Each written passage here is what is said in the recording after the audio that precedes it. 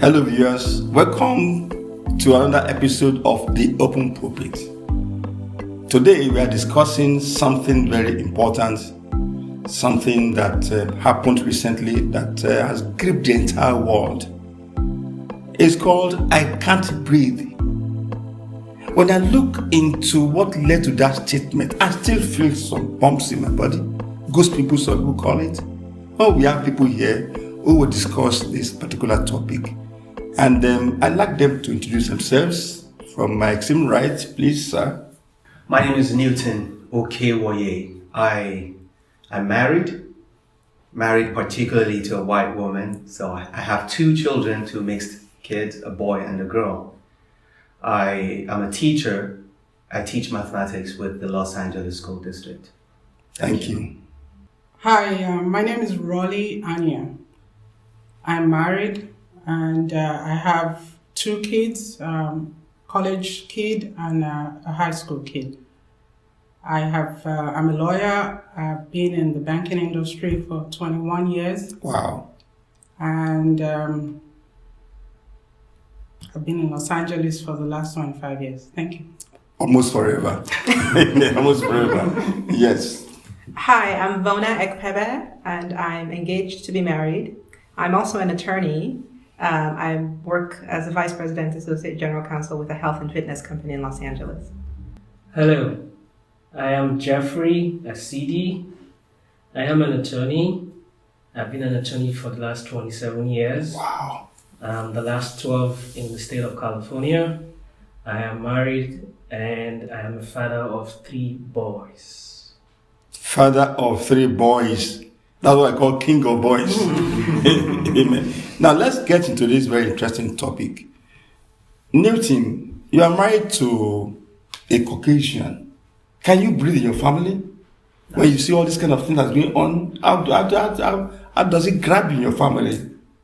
I think this is a very tough time for my kind of family because it looks as if the subject is about race.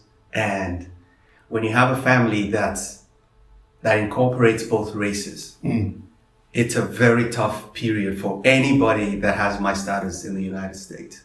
Wow. I think that the society expects you to take a side.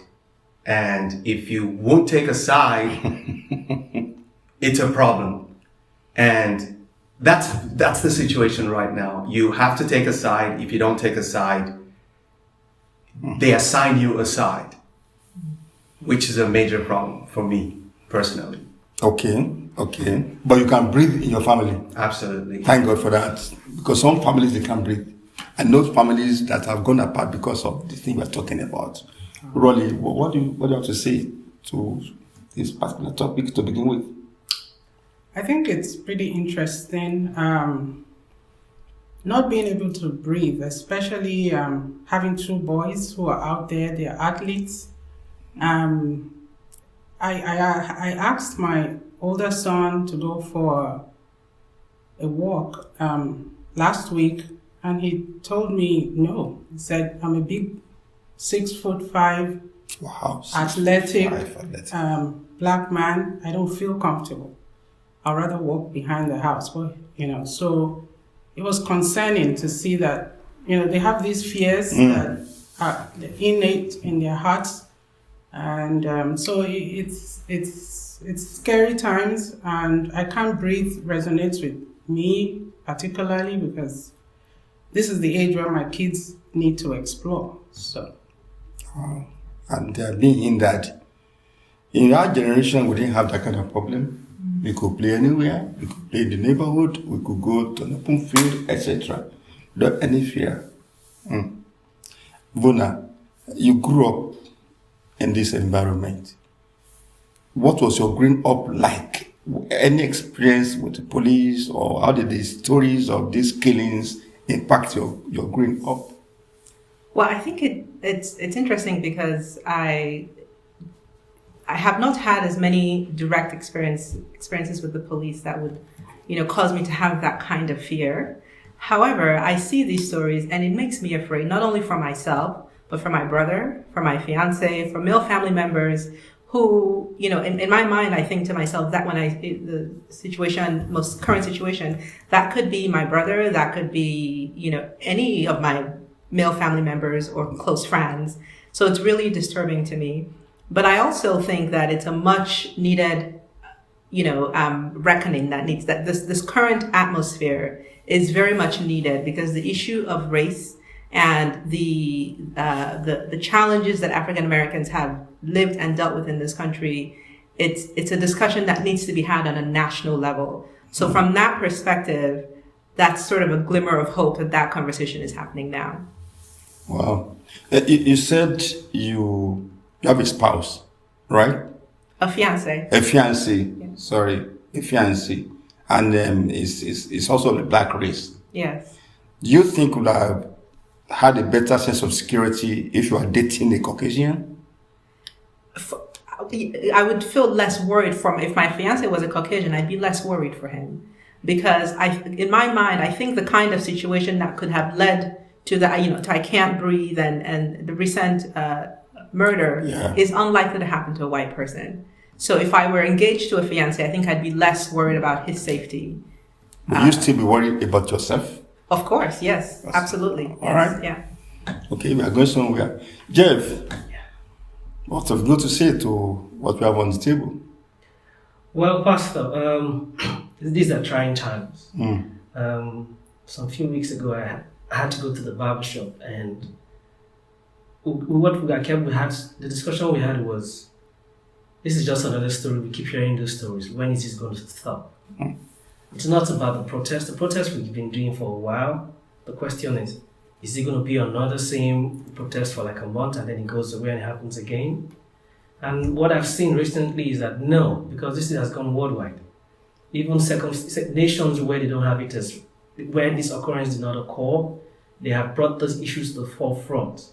And it is my hope and belief that at this point going forward, there will be a change in policy and a change in perspective that will try and prevent a reoccurrence of the issues that led to I Can't Breathe. Viewers, I'm sure you are following us. And if you have any question or any comments, you can just email us at admin@theopenworldpl.org. Now let's move on. I'm coming to you again, Newton. You are an educationist. How do you explain this to your students, or how do you lead your students looking at what is happening all over the world? Strangely, I think I grew up having a very different perspective to what I see people have generally, especially the black people that I meet. I am one of the few people who sounds like me, who think like me, who have my kind of opinion about what's going on. Okay. In my classroom, I teach children of every race, every single race. Mixed together. Yes. Good. Mixed together. Everybody's there. Los Angeles is like a melting pot for races. Yeah. And what I see is, I've taught, this is my 23rd year teaching. I started teaching very early because they just thought I was good at it. But what I've seen over time is that even in church, it is the thing that you emphasize that becomes, that people gravitate to. In the classroom, if I tell all my students that they can make it, they can pass their math, they tend to believe it. But if I tell them that there's something that's hiding somewhere that will prevent them from passing, it becomes something they believe. They internalize it, they act it, they expect it to happen, and it always happens. For as a man thinks in his heart, so he is. That's what the scriptures say. So what I tell my students is, it doesn't matter what your race is, it doesn't matter what your parents are. I grew up in poverty. I'm the only one who has a university degree that is relevant. I'm the last child of 5. So there's so many stories people tell, there's so many things people say, there's so many reasons people attribute to success or failure or events. But as a person, I do not think that people are limited by the stories of their past or even their present. Our goal in life is to move beyond what we are to what we should be. Wow. Well, I'm so blessed with that. Thank you. Which means your perspective is a kind of proactive approach, which is very good. So viewers, we realize that in this world, if you are proactive about what your vision is or what you want to do, you do not allow stories or negative things to disturb you, you have a chance of making it. Well, Rolly, in addition to proactive living, how about defensive living? You cannot say you are living proactively and forget about what can happen to you. So what advice do you have for people, black people in particular, young people? How do they live defensively in such a way that they don't fall victim of the kind of thing that we witness? First, I would kind of like to add that when I first came to the United States, I had Newton's approach to race. I saw, I wondered why people like me, black people, maybe African Americans as we call them, were kind of lagging behind compared to us of African descent. And I always thought, maybe they are lazy, maybe get over it. But now, in this time, I've come to see that we were raised, especially Africans, to have hope, to believe in ourselves, to know that once we are educated, the world opens for us. But when you're growing up in a community where your father is in jail for a crime he didn't commit, and your mother is now, she had a goal to go to school, but she's now stuck with kids, and you have no choice. I mean, that whole be proactive is kind of difficult. So I think now I have that sympathy for people who we've met here as Africans, because we have a different history. And so what I tell my kids every day is, in being proactive, like it says in Proverbs, I think it's 22:6, that says, train your child the way to go and they will not depart from it. I tell them first and foremost that they have to be courteous. They have to avoid unnecessary wandering. My kids, they always say, we don't go anywhere. We don't go to places unless we had a destination. We have friends who just go hang out in the mall or go just hang out. And I say, if you have a game, go to your game and come back home. Because the chances of you getting into trouble is when you're wandering. I witnessed something in the mall one day. There were 3 kids, 2 whites and 1 black. And they're walking in the mall. One of the kids stole something. A gummy in the store. And they called the cops. Only the black kid was handcuffed. And that's the reason I didn't send my son to that school, because I said to myself, they allow them go out at lunchtime. So if that happens, who becomes the victim? So I teach them to avoid things that they don't need to avoid. I know they feel like... They need to avoid. Yeah, go on. Exactly. And they feel like when they drive, I've told them, take your hood off. I want your facial features, everything visible, and I get resistance sometimes, but it's cold, but hey, we're in a society, we have to teach them. With the police, they told me they went to the mall. So my son gave me an example, the whole basketball team. And after a game, they're in the mall walking, 10, 12 boys, very tall, very big, mixed, maybe 7 of them are black. And he said a security guard walked up to them and said, you guys need to break this up. You're scaring people in the mall. You're scaring people in the mall. This is the neighborhood that this is. He said he was advising them. They saw it as a positive. He wanted them, so they broke themselves into 4-4-4 and started walking. The school van brought them there. after I came to grab something, but people were shrinking. There's a big bunch of Big 4 or boys. 5 black people standing.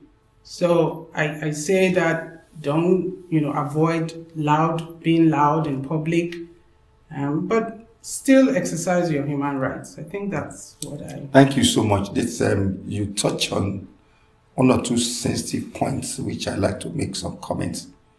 You talk about the history of the Black American in the US. I can identify what you said because I taught in the college for about 12 years. And in fact, let me start by saying that I applaud the Black Americans who are making it in this nation. Yeah. I applaud them despite their background, Yes.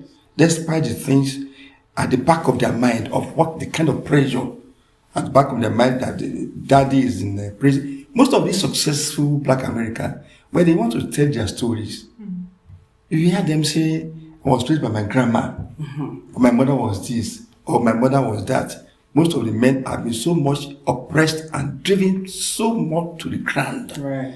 that we just have to make sure that those of us who come from Africa, we have to be more sensitive. We have to identify more with that kind of a background and find a way by which we too could get in. But like one Black American made, he said, we come in, if we are able to achieve anything, it's because of what they have done. Because of the kind of price they have paid.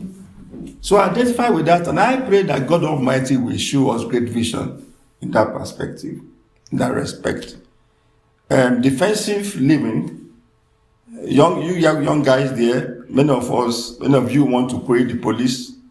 You can create the police when you are alive. Even at my age, when I see the police, my hands are on my steering straight away. And my response are, yes, sir. No argument, no discussion. Defensive living. I don't want to monopolize this discussion. I want to come to you. I'm sure you have a legal background.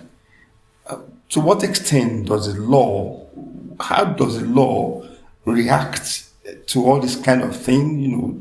Black police, white police, but black victims most of the time.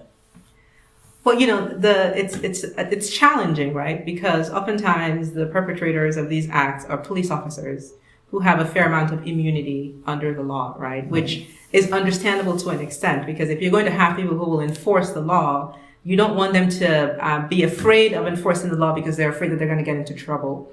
The problem is when you have repeated acts and the police officers are not being held accountable, even when it's caught on camera for everybody to see, right? And you have act after act after act, police officers are not being held accountable, then it makes the law look like a joke. It's like you've got one standard of the law for everybody else and another standard for police officers.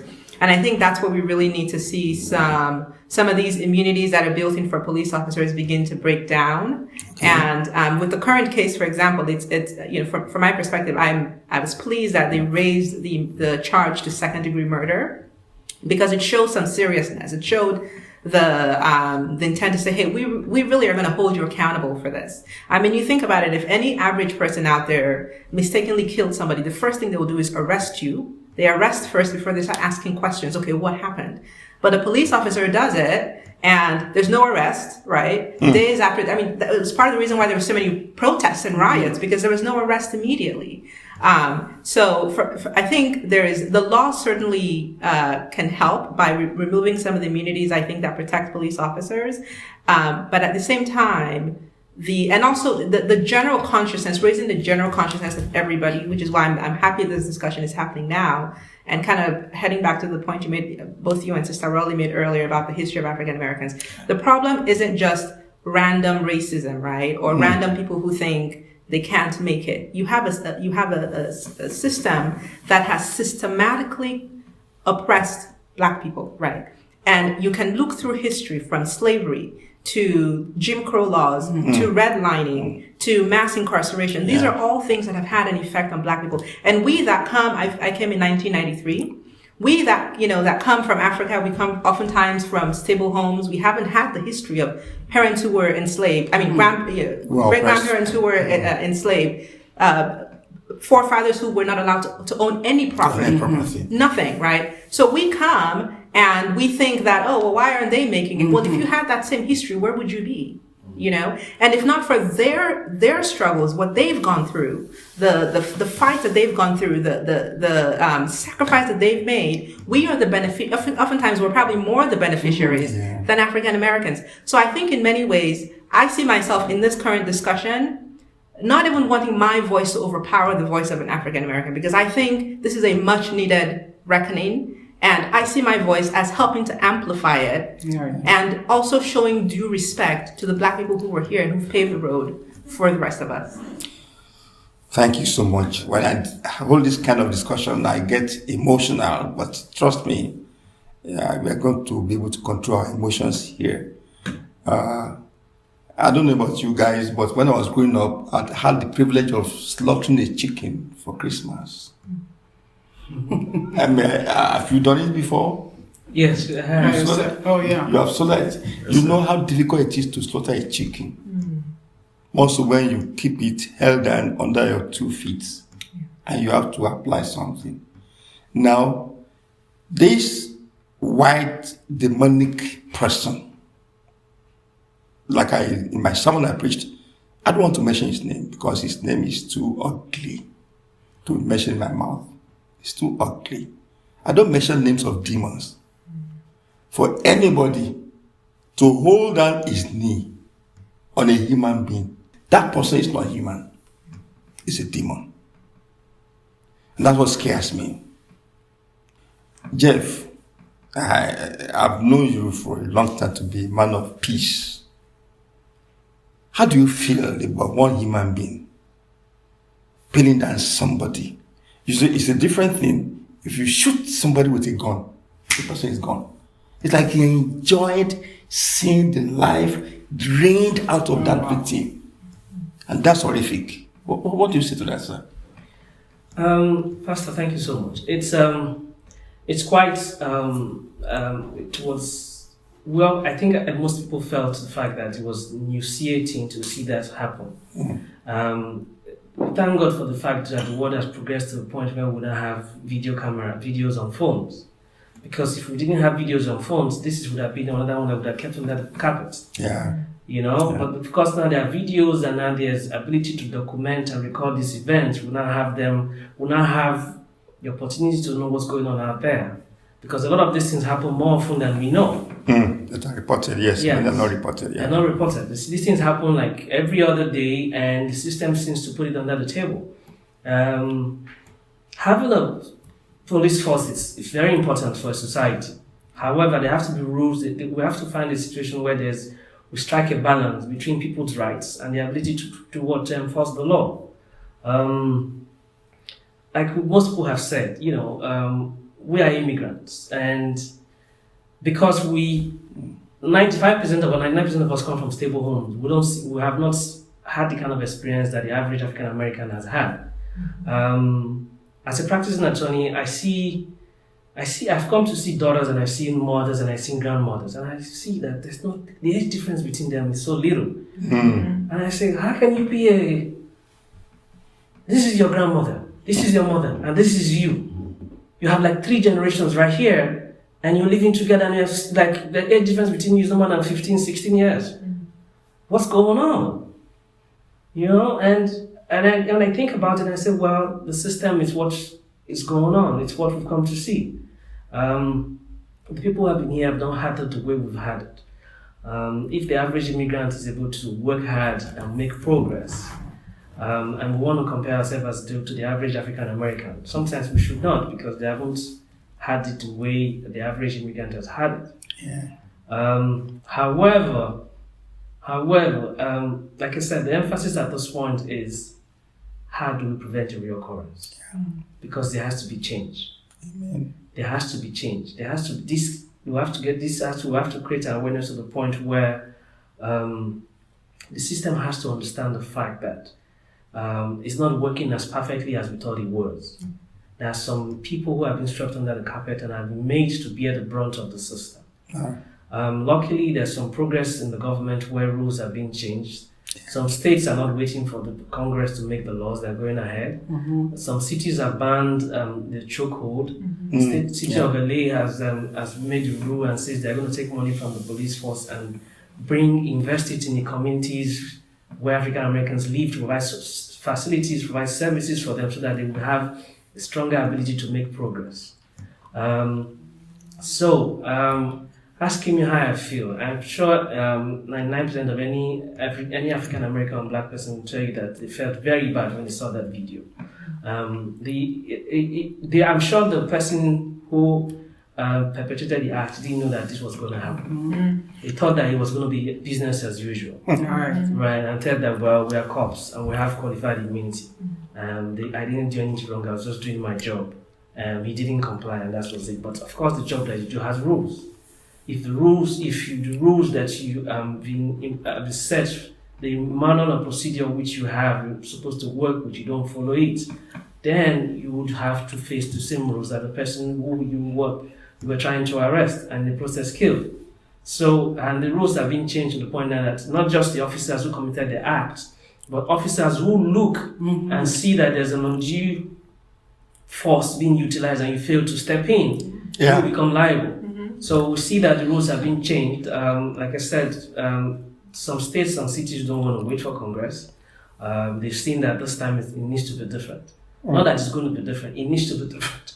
Thank you so much, Jeff. Thank you so much.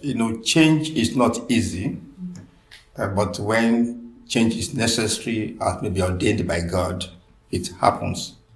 It has to happen, I have a little bit of concern here. I do not want the police to be so much disempowered to the extent that they will not be in a position to do the normal service it's supposed to render people, service of protection, etc.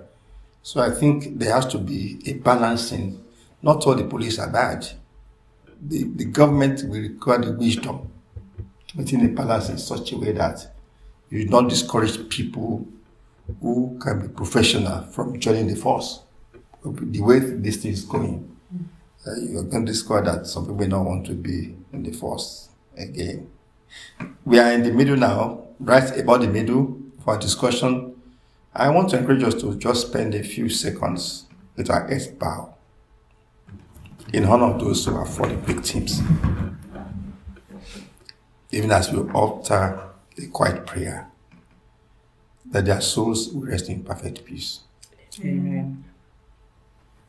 We also want to pray for other police officers who have been made victims, because let's face it, from the demonstration that we have seen, if I were a policeman, I'd be afraid, I'd be scared of wearing my uniform alone, where there are not people.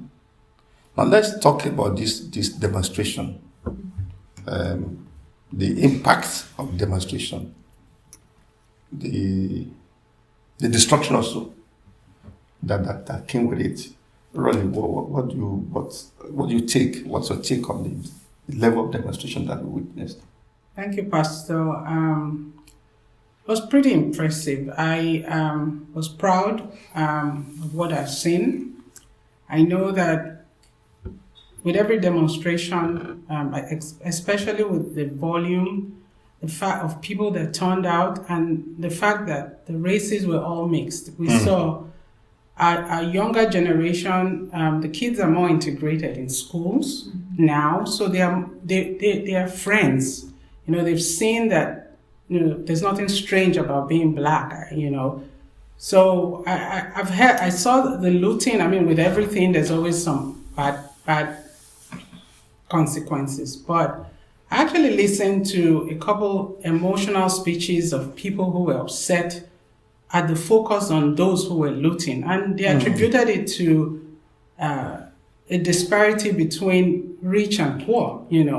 I wouldn't break into a Rodeo Drive to get a Louis Vuitton purse if I had a job, that could afford that. If this is my only chance to get what you guys have flaunted in my face for all the years, I'm not saying it's okay, but when you look at looting from the lives of people, you think of how many black children's lives have been looted. Yeah. And that's their dream. That's a parent is sitting down. I'm amazed how these mothers come on TV 24 hours after their kids have been killed for jogging on the street, doing the right thing. I mean, that's a child's life looted. That's a dream looted. So when things that an insurance company can replace, it becomes more important than our lives. There's a system, we owe the society a duty. The society owes us a duty. There's a contract. I listened to someone who put it in clear perspective. There's a contract between the state and the people. You keep me safe and I'll do my own part. But when you are killing me and breaking your contract, let me break mine and you see how it feels, So the protests have been good. Looting, I don't 100% support, but I frown at the fact that they are making it such a big deal when our lives are being looted. Anywhere there is injustice, there's anarchy. And when there is anarchy, it's difficult to predict the outcome globally, so to say. There's a school of thought that says, and I share their sentiment, that the white people over the years have been looting Africans. Looting in a very big scale. And whatever you plant, you will reap. That's why some of these things are really spiritual. They go deeper than what we're talking about. And there's something called mob action. There was a time there was this hurricane thing in New York. I was amazed at what I saw. New York became another of those third worlds because there was no gas, no water, no nothing. Come and see the way people were behaving, both black and white, out of an instinct to survive. Yeah. It became a law of the jungle, eat or be eaten. So for us to prevent, I condemn losing, yes, I do. But for us to prevent that kind of thing in the future, injustice must be eradicated. Jeff, there are some states where we saw some policemen identifying with demonstrators, some kneeling down with them. What do you think of that kind of reaction?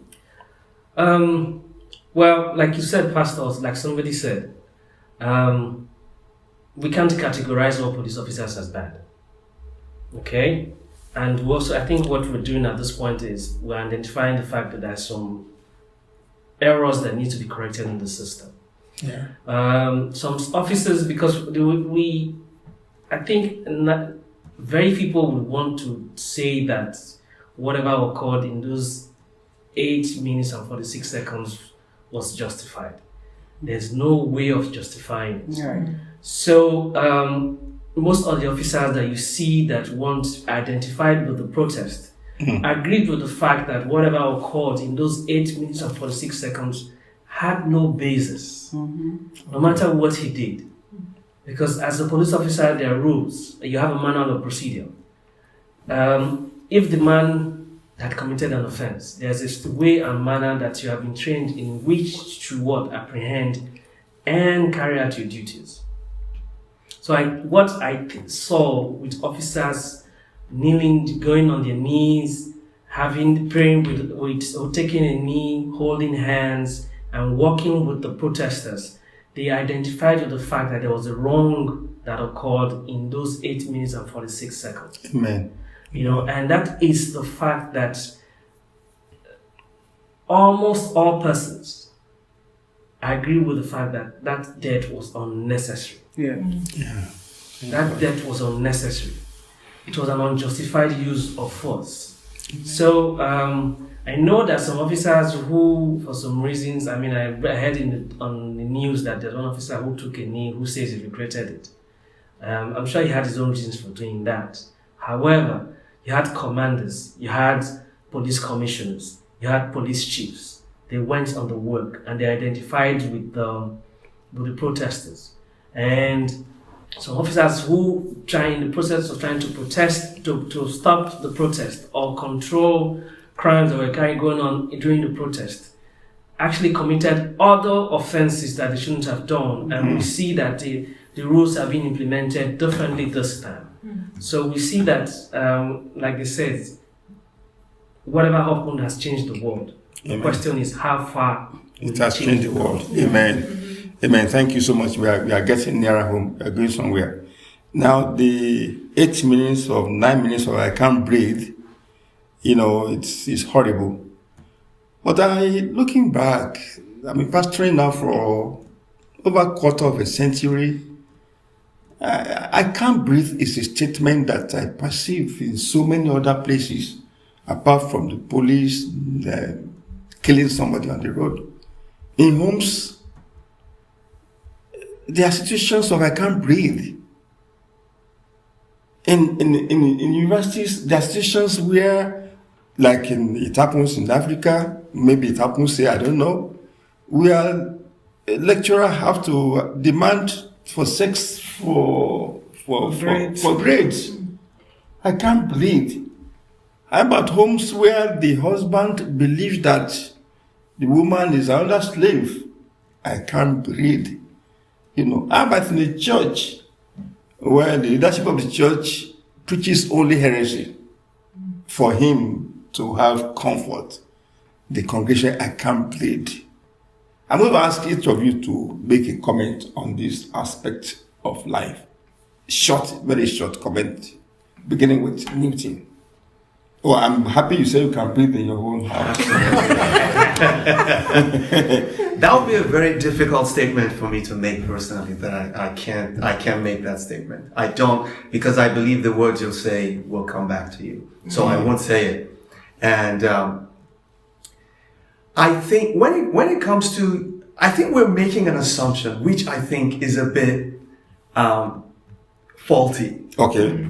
And the assumption is that we are inherently good, that human beings are just good. No, we're not. No, the Bible makes that we are not good. So, right.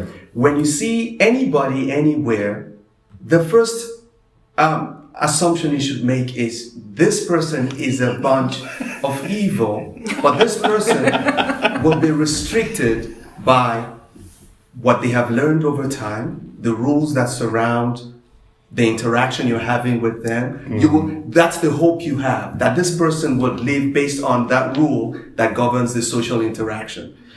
Those are the assumptions we must always, and that's part of the defensive living. That's defensive living I'm talking about. So when you see someone else, don't think that that person is your brother. We become more comfortable when we know people. When you know the but person. when you don't know them, it's dangerous for you to assume To be that. trusting.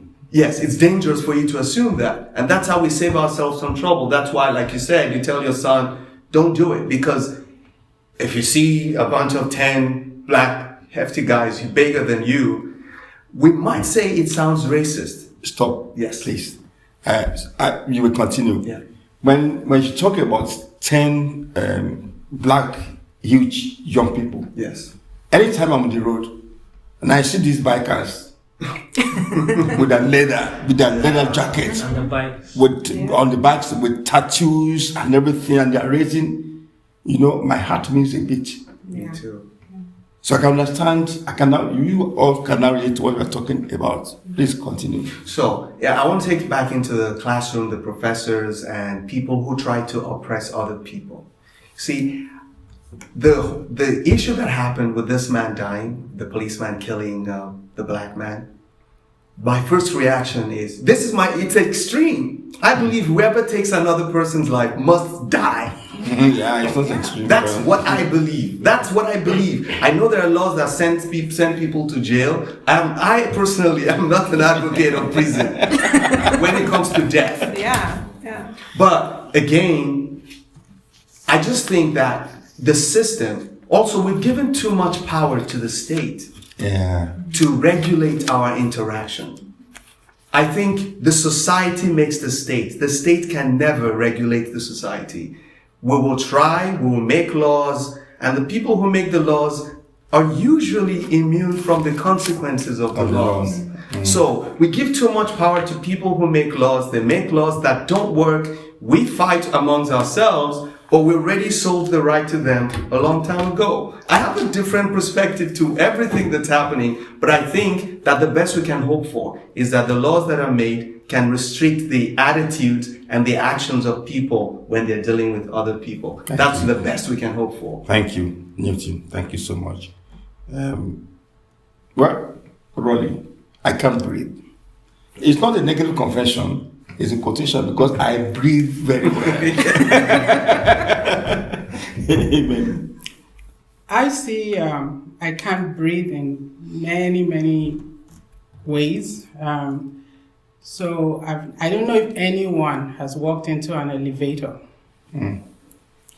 You're going for a professional business meeting. You're dressed like a professional. You're carrying an expensive purse. You're dressed, you're not looking rough. And you walk into the elevator and there's this little old lady who hides her purse. And then you're looking at them thinking, I can buy you a purse. It's a stereotype. Yeah. So when people are not sensitive, you miss it. When your children we're talking about when you say young, hefty men, they are our babies. They are 21, 19, they are kids. Yeah. So when you already have that stereotype that these people are evil, I think our duty is to educate them that our heart is full of love. They don't know us. They can't accept us the way we are. No, they don't want to know us. Exactly. There are enough positive testimonies about black people for them to realize that these people are also as good as us, if not better. But I think it's a matter of choice. Yeah. Well, that's one of the things. But let me give you an example. And I agree with you. But I think I'll give you an example in the corporate world. I've been VP technology for probably 21 years. And you get to that point in your life. You are in a UCLA diversity leadership program. They are teaching you as a black leader how to get to the next level because you've hit it. You've reached that level where there's not another person like you.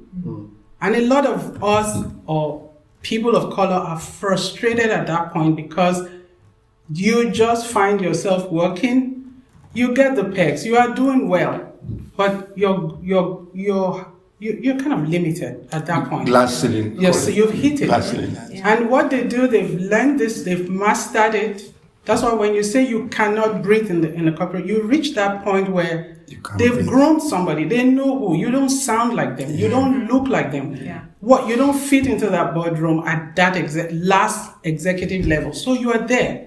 You are happy because you are better than, what can I do better? So when they bring a kid with no experience right over you, a lot of them, us as women or men in the corporate, we quit. And why is that? We can't breathe. You can't breathe. Yeah. Thank you so much. Thank you. Yeah. Thank you. That is, you need to add something. I was literally going to go the direction of Sister Rolly because when I was thinking to myself when you were saying I can't breathe, what's been my experience why I really felt like I can't breathe, right? And it was in my last place of employment where I was literally picked and said, we're giving you this new role, right? This is you. I didn't even ask for the role. They came to me and said, we're giving it to you. We think you're the best qualified for it. It's all good. I sat preparing for that role. Then a week later, I'm told, and I've now gotten excited about this new role. I'm looking forward to it. I'm super excited about it. And a week later, I'm told that someone from a lesser department is actually going to get that role. Wow. Why? Because that person's boss called someone and then they made the switch. Mm-hmm. And I literally sat there and thought, I've been in this team for 6 years. And I didn't even ask for this. You came to me and told me I was going to get it.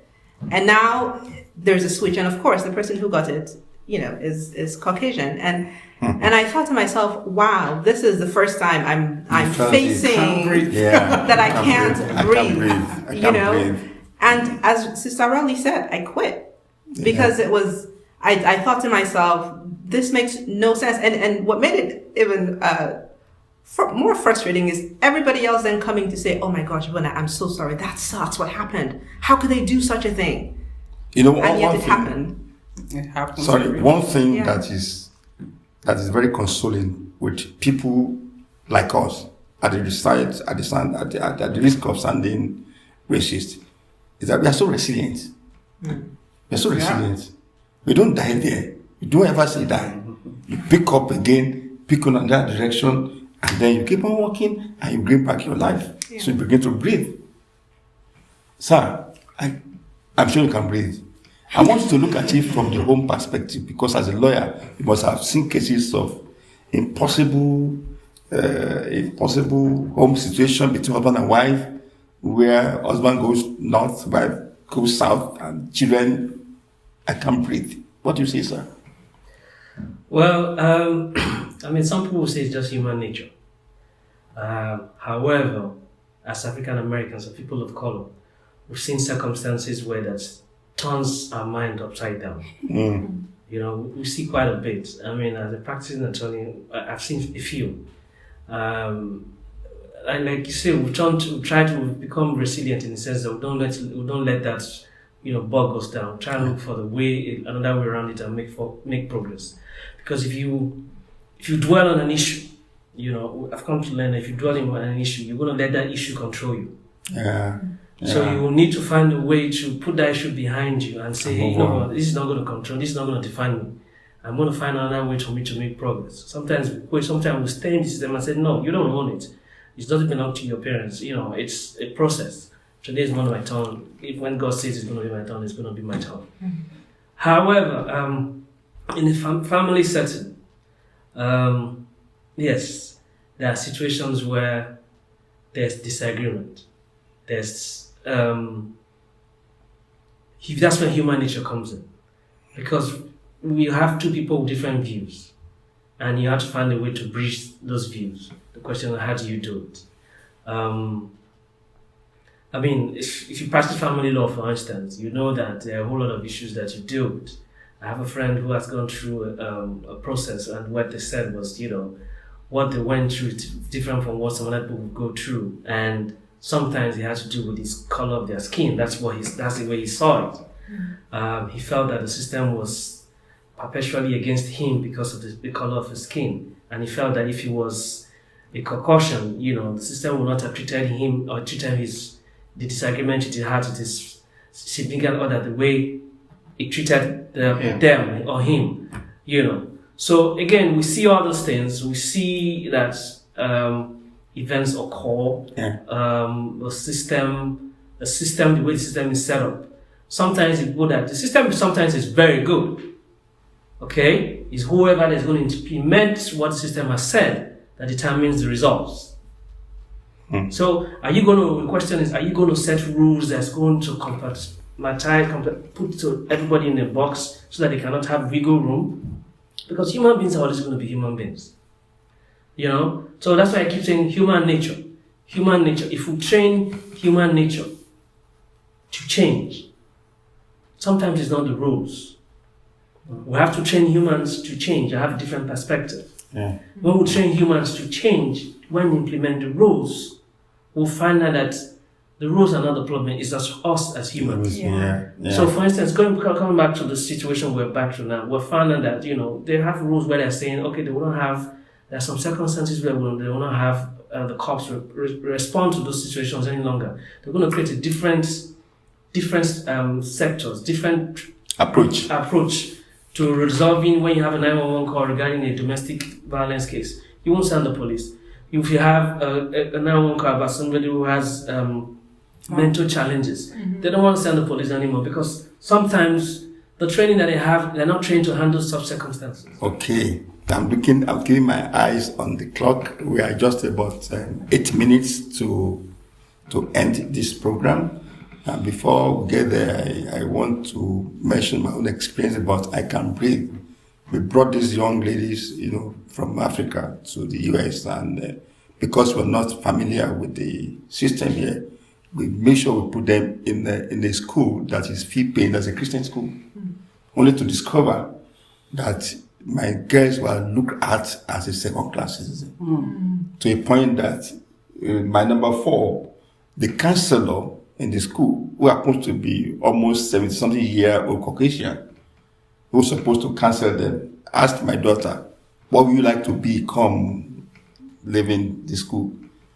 My daughter said she's going to become an engineer. The woman smiled and rolled her hair and said, no, you can't become an engineer. You mean you want to become a plumber? Oh my God. Yeah. I will burn the class. That was what classroom down. happened. Wow. But we are new here. I will now lay trousers down. By the way, my daughter tried to persuade that supervisor or counselor or whatever. I said, wait, my father is an engineer. My grandfather is an architect. My mother is a medical doctor. My grandfather on my mother's side is a medical doctor. I'm going to be an engineer. The woman said, no, you are going to become a plumber. But because of her own determination to be who she was going to be, she became an engineer. So if you do not know where you are going, or you don't train your people in the direction that you want to follow, they are not confident about what they want to do, there's a systemic kind of oppression that can keep you down. Now, we have only a few minutes, and I need parting shots from you guys. And this parting shot is going to be directed in this particular terrain. Don't you think democracy is on trial in America? Because the kind of thing we witnessed, demonstration all over the world, if it happened in any African state, the military was taking over the longest time. Because you could even see that even here, there are leans here and there, controversies here and there. Don't you think democracy is on trial? Just a parting shot by each person, beginning with Jeff. Right. Well, in my view, democracy is good because it's the only reason why we're able to do this today, because of democracy. Amen. We're having this discussion, this panel discussion, because democracy has given us this right. If there's no democracy, we won't have this right. The question is, how do we manage democracy so that the system, some people don't end up bearing the brunt of it? It's an evolving process. Democracy is only good where you see there's an opportunity for you to do better and you take advantage of it. Because if a particular set of people continue to stay there and listen, I'm not giving the opportunities that I need to be able to become better. I'm not giving opportunities I need for me to achieve my potential, and they are not ignored, and they are being ignored, then you have chaos. It could be systematic chaos. It could be an occasion where an event is supposed not to take 2 seconds because it's a greater problem, because that's you have some pent-up anger that have been building for years. Okay, So thank you. it's important that, democracy has advantages, but it has to continue to be an evolving process. Amen. All right, I buy that. What do you buy? And for how much? I actually think that the current protests, all that's going on, is evidence of a strong democracy. Because I think, as you said, Pastor, in many countries where you don't have vibrant democracy, people are not going to be out on the streets protesting. I think the fact that people feel free to do that is evidence of the fact that the United States has a strong democratic system. The question, though, is, and it's not a perfect system, right? The question, though, is how to met out justice in the system so that nobody feels like they're the bottom class. But otherwise, I think I don't see democracy as being on trial. I see this as a chance for democracy to become more perfect in the United States. Thank you. Sister Rolly. For me, I'm using a courtroom scenario to demonstrate democracy in trial, because our voices have to be heard, which is what democracy is all about. Yes. But when we were talking about everything that's been happening, I wanted everyone to understand that it's not the police alone. It's the white jurors that are on this jury seats, setting these guys free. Is that truly democracy? Mm-hmm. Is the fact that the president, depending on what party he is, appoints judges? Are they fair? Is that truly democracy? If we really get to that point where even if we pass the law, somebody can pass a judgment that just doesn't make sense. So it's really and then with our kids, they play sports, and you've seen where white parents have paid to take their sports. You've paid to have your children in UCLA or top sports colleges, and when they don't even play sports, so they've taken away from them. So in our case, I think democracy is not on trial. Like Sister Vona said, we need to improve, we need to vote, and put conditions in that vote people who will change the law. Amen. Thank you. You always say your position is different. Okay, let's see the difference in a few seconds. At first, I don't like the fact that I'm the one speaking last about this, because it looks like it went from very good to the worst.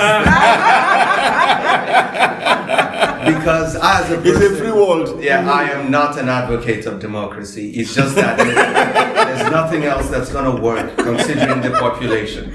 I think that when we say there's democracy, we put people in positions, and those people then give us what they are immune from, and they are insulated from many of these things that are going on. Because if these places that were looted belong to any of the people sitting down in their offices right now trying to make the new laws, I'm sure that they'll be emotional about it. But there's no emotion attached to it. They're thinking of the next election. So, democracy, I don't think God ever advocated that. I've always been like that. I don't think he ever said you should vote, except in cases where it's in a jury. Okay? Maybe if there's a jury, you can vote. But we need leadership. We need direction. We've never needed democracy. The greatest kingdoms in the world, apart from America, have always been without that. But again, that's just my perspective. Democracy is not on trial. Democracy is not even in the courtroom for me. You know one thing, I tend to agree with you in a way, because sometimes the Labour again wanted me to come back to Nigeria to come and serve my country, because I served the military government before. I said no before he was killed. I said no because you see a lot of lack of discipline, lot of consistency, lack of humanitarian kind of thing. Politicians are always watching out for themselves. So except where there's good leadership, democracy will be on trial. But when there's a good leadership, when there is fairness, when there is justice, then democracy can work. Well, viewers, you have listened to us, and my parting shot is in two directions. First of all, I want to address the Black Americans, Nigerian Americans, whoever that person is, whose color is black. We need to live defensively, number one. Number two, we need to keep on pursuing what we have been doing well, that makes us number one in every aspect. In sports, in games, in colleges, in the business world. We actually applaud those who are in the forefront there. Keep on doing that, because economic power also is important in making things change. So we encourage you that, and the Lord God Almighty will give us the fortitude, to bear what we are talking about and move forward and move upward. Now, for our colleagues, white Caucasians, my appeal to you is, don't burn down this nation. Those of you that are racist, do not destroy this country, because what we saw, the white man kneel down on the neck of a human being, speaks worse than what we call a shithole country. It's worse.